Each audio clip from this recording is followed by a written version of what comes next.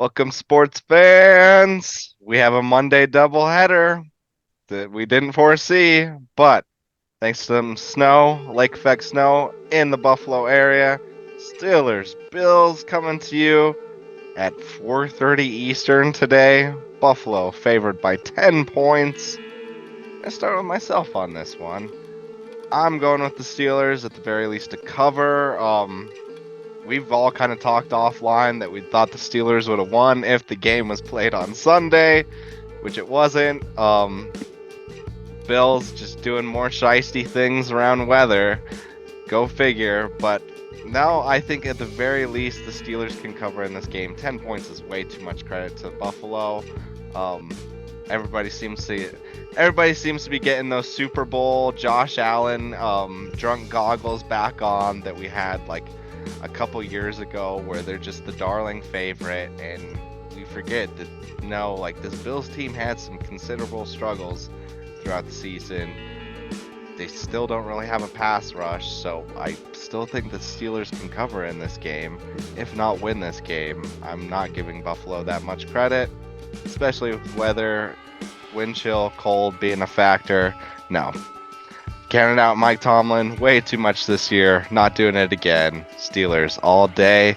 In terms of a score, all right. I do say that Buffalo, I guess, ends up winning this. I'm going to say they win this 21-15.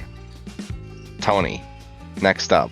Actually, no. Nick, we'll let you go so Tony doesn't steal your takes on this one. Go ahead, Nick. Yeah, I agree. I don't think the Steelers actually win this game, but I'd love it if they did. But the odds are way too dramatic for this already in this game. How it's already been pushed. I'm not even sure if it's still. Believe it's a Monday game and when it actually starts, because I still think this game could get pushed because the weather has to be perfect. But going against Mike Tomlin's team, the 10 points is just way too many, especially considering Josh Allen with his turnover issues and the weather. It's just that Pittsburgh defense is just too formidable. They are missing TJ Watt, so that's going to affect them some. But I think that Josh Allen does end up winning this game for them, but I think it's more like a score of 13-10. All right. That leaves us with Tony. Talk to us about Steelers at Bills. Cockroaches thrive even in cold weather, and that's what the Steelers are here. 10-point spread is way too much, but man, this Bills team, first of all, let's take away from the football and get to the politics talk. Governor Kathy Hochul comes out and shit talks Steelers fans. What kind of smugness is that? And then they have to move the game due to the weather. So I'm like, okay, this is a little chicanery. Yes, we all believe if the game was played on Sunday, the Steelers were pulling that upset because all the elements equalizes that game. So I was just like, man. And then the fact that, Nick's pretty dubious that it's going to get played on Monday. I could kind of see that. Like, the weather up here is pretty frightful right now. And like you guys said, man, this Bills team, like, I don't understand them. Like, if they keep winning games like this, they're going to kill half their fan base because it's heart attack games left and right. They fly way too close to the sun. No idea how they beat the Dolphins. Some bullcrap punt return is the only reason they beat the Dolphins. And it's like every game they're like so close to losing. This has happened to the Eagles earlier this year. And like 10 points in this game is insane considering the weather. I think the total's under 40. So like that's just way too many points to give Mike Tomlin and them cockroaches. I don't even think the TJ Watt loss is going to affect him. I think that he's going to have them coached up and they're going to be ready to go. And like you said, Josh Allen's going to have some turnovers. I got this hideous game ending 24-16 in favor of the Bills. I don't know if they don't get this game played. TJ Watt might be back. Also, don't think cockroaches actually thrive in cold weather. No. We'll Wikipedia that one. They survive no matter what, man. They survive no matter what. Okay, next up, what was the actual Monday game? We have the Eagles at the Buccaneers. Philly favored by 3. Nick, we'll start with you on this one. Talk to us about Kelly Green versus the Bucs. I mean, we were talking offline. I was surprised out of all the games they picked, this is the Monday night game. But like I said before, sports are dumb, football's dumb. But the Eagles are limping into the playoffs. They've lost, what, 5 out of the last 6 games? They haven't came close to looking like they did last year when they went on their run to the Super Bowl. So I just have little faith in them right now. Baker Mayfield has had this Bucs team going. They have the home team. They have the home game. That crowd should be able to get behind them.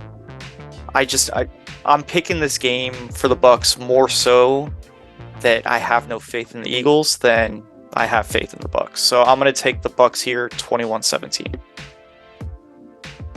Yep, I'm in agreement, Nick. This was the only game that I didn't live pick that I just was like, yeah, I know who's winning this game, and it's not the Eagles. If you can show me Jalen Hurts' finger right now and it doesn't look like a fucking zigzag design, then maybe I'll consider the Eagles, but haven't seen that picture yet, so I don't have much faith in them.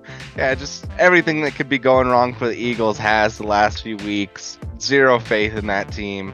I'm the same as Nick. It's not so much that I'm confident in the Bucs, it's just that I have zero faith in the Eagles right now and how they're playing football. And yeah, Jalen Hurts just looks banged up and he looks very much done with this season and wants to go to Cabo. So give me the Buccaneers in this one. Tony, talk to us about Eagles Bucs. Final scores? Oh, final score here.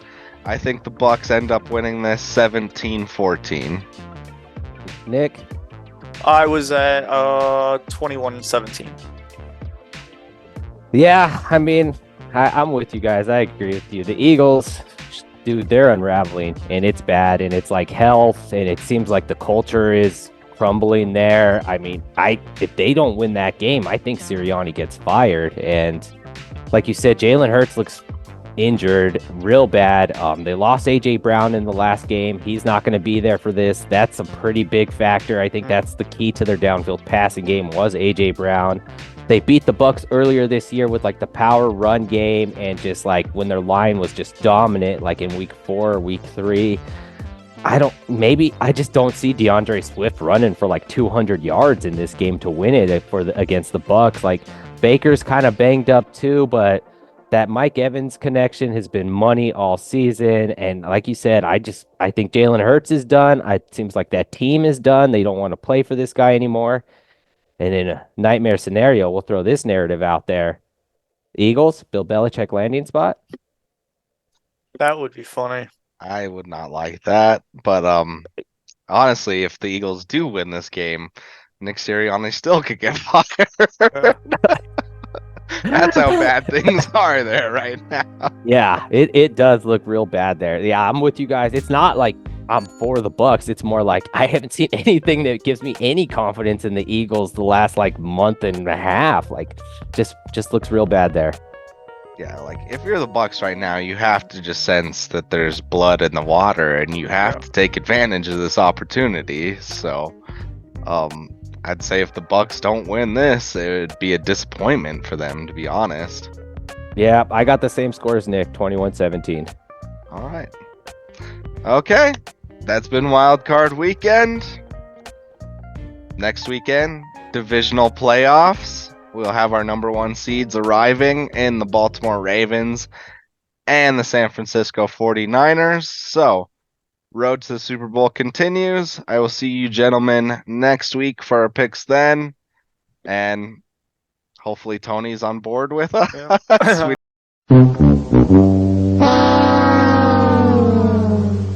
No, Nick is not. We know I'm not. So, we'll see you all next week. Enjoy some playoff football. Thanks for watching the Sports Buds. Be sure to like, follow, and subscribe.